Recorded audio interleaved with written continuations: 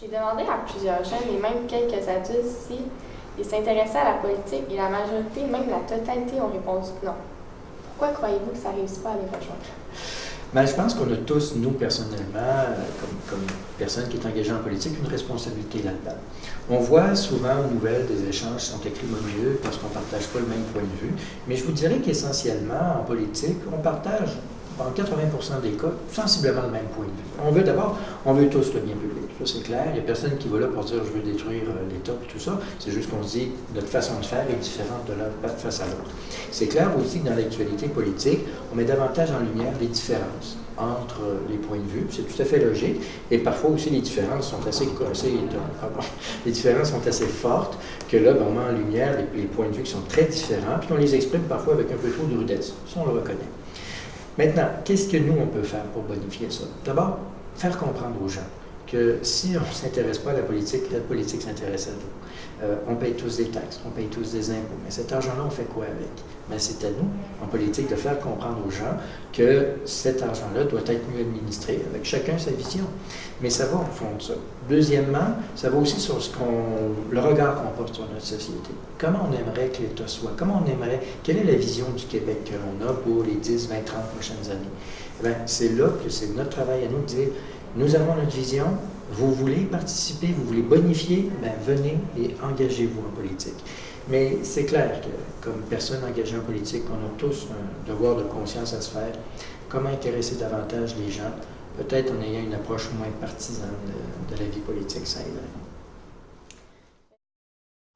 Moi, je pense que les gens qui disent ça, c'est la politique actuelle qui ne les rejoint pas. Étant donné que dans nos sociétés avancées, comme je te dis, le capital, ou ceux qui possèdent beaucoup de richesses ont beaucoup d'influence, même si on a essayé de limiter leur influence pour que la démocratie agisse de manière à ce que tout le monde ait son mot à dire, c'était ça l'idée de la démocratie. On a essayé de changer les règles pour que quelle que soit ta puissance dans la société, ta race, ton sexe, ta richesse, ton vote compte également. Ça, c'était l'idée initiale. Puis les institutions démocratiques, le régime parlementaire, tout ça est prévu pour ça.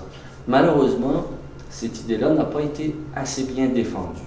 Petit à petit, les gens les plus riches ont gagné tellement d'influence qu'ils ont commencé à contrôler les appareils de la démocratie. C'est quoi les appareils de la démocratie? C'est aussi les machines politiques, c'est les partis. Et comme les gens ont l'impression que ces partis-là, ils ne sont plus à leur écoute, ils viennent ici au Parlement, ils prennent des décisions qui sont surtout influencées par les plus puissants, les gens riches, les gens qui ont des fortunes et de l'influence. C'est sûr qu'à un moment donné, ça peut les désintéresser. Si en plus s'ajoute à ça un peu de corruption, qu'est-ce que ça veut dire la corruption? C'est-à-dire qu'au lieu que les dirigeants politiques, puis les hommes et les femmes de la politique prennent des décisions pour le bien du plus grand nombre, quand ces gens-là commencent à prendre des décisions pour favoriser leurs amis, ou ils prennent ces décisions-là parce que des personnes vont les aider à rester au pouvoir, ça s'appelle la corruption. Les gens, la grande majorité des gens n'aiment pas ça. Donc comme ils n'aiment pas ça, puis il y en a partout, hein, c'est pas juste au Québec, il y en a en Ontario, il y en a en France, il y en a aux États-Unis. Toutes nos démocraties ont été petit à petit gangrénées par cette espèce de microbe qui s'est installée, qui s'appelle l'influence, les lobbies, le contrôle que veulent exercer les riches sur le pouvoir.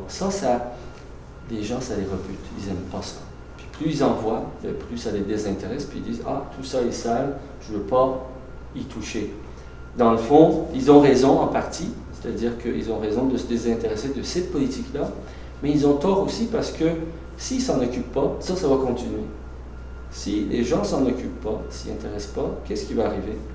Ceux qui ont du pouvoir, de l'argent, vont contrôler tout ça, puis on ne sera pas mieux servi.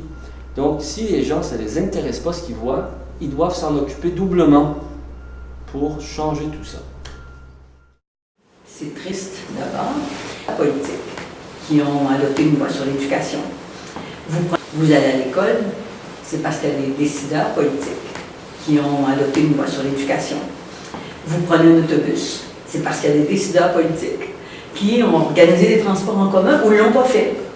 Vous allez à l'hôpital, c'est parce qu'il y a des décideurs, et vous ne payez pas, c'est parce qu'il y a des décideurs politiques qui ont offert des services de santé.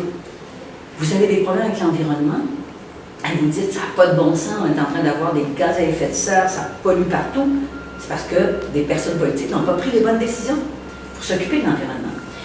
Moi, je crois qu'il faut que les jeunes soient conscients que tout est politique dans la vie et qu'il y a des gens, quelque part dans un gouvernement, qui décident pour eux.